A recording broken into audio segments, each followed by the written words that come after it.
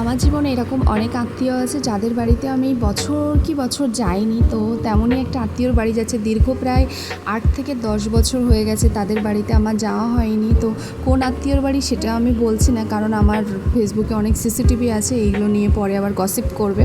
আমি, মা, আব্বু, ভাই, মনা সবাই মিলে যাচ্ছিলাম একটা টোটো রিজার্ভ করে তাদের বাড়িতে। আমার যাওয়ার একদমই ইচ্ছে ছিল না। আমার মায়ের জুলুম, চল ঘুরে আসি, এসেছিস যখন চল ঘুরে আসি, তাদের বাড়িতে একবার দেখে আসি। আমার মাম্মাম যেখানেই যায় আমার মায়ের কোলে, আমার আব্বুর কোলে থাকবেই থাকবে, কারণ মা আব্বুর আদর খেতে খুবই পছন্দ করে।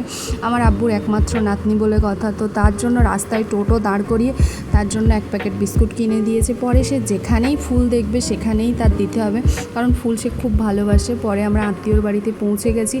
যাওয়া মাত্রই আমাদের ফ্রুটি দিয়েছে, পরে চা দিয়েছে।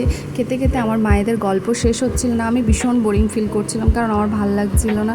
বাড়ি ফেরার পথে খানিকটা চপ, ফুরুলি নিয়েছি, কারণ আমার হাজব্যান্ড এগুলো খেতে খুবই পছন্দ করে।